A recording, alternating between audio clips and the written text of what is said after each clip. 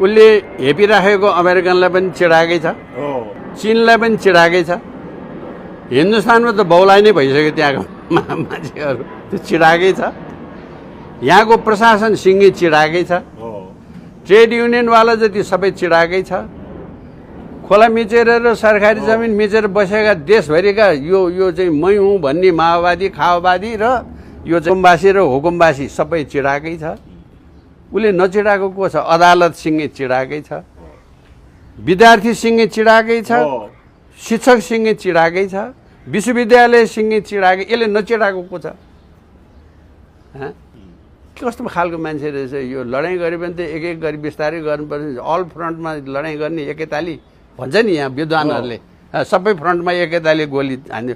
यो मान्छे जुन तरिकाले अड्न खोजेको छ, भगवान्ले यसलाई अड्ने ताकत दियोस्, अड्ने शक्ति बनोस्। यस्तो प्रधानमन्त्री भयो भने, यस्तो गभर्मेन्ट भयो भने बस 5 वर्षमा उत्पात उल्का हुन्छ देश। जे काम उसले गरिराखेको छ त्यो एक्लैले कति दिन ठेक्छ यो मान्छेले? मलाई भित्र मनले भन्नुहुन्छ भने एक प्रकारको खुसी लागेको छ। भाइ, लिडको लाउने मान्छे एउटा त आयो। यो मान्छेले त्यो चोइसमा ठिक निर्णय लियो, यो देशको इतिहासमै नभएको हिरो भयो। हेर्नुहोस् त न्यायाधीशहरूको गति, थुक्क भन्छु म त, धिक्कार होस्। अहिले त धमाधम एक्सपोज भयो नि त। बालेनले त्यो त ठुलो काम गरेछ नि। यहाँ बसेर भाषण गर्नु एउटा कुरा हो, त्यो सेना किन बसेन सीमाना? त्यो सेनालाई मात्रै दोष लाउने कुरा पनि होइन के। तपाईँ राज्य व्यवस्था नै खराब छ यस मामलामा। मैले बालेन शाह चिनेको छैन, अहिलेसम्म भेटेको छैन, तर म बालेन शाहको विषय बेला बेला यो त बहादुर रहेछ, मैले उसँग चिनेर मैले यो भने होइन, मैले काम देखेर भने हुँ।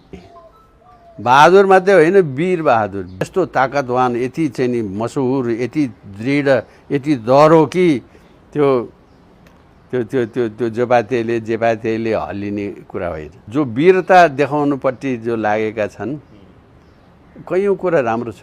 कमाल गरिरहेछ मान्छेले। यो अहिलेको यो 3टा वकिल छन् नि, यो विद्रोही भनेका छन् यी न्यायाधीशहरू, तिनको लागि 2 दिन पनि बढी भयो। राजा नभएको हिन्दू राष्ट्र हुँदैन।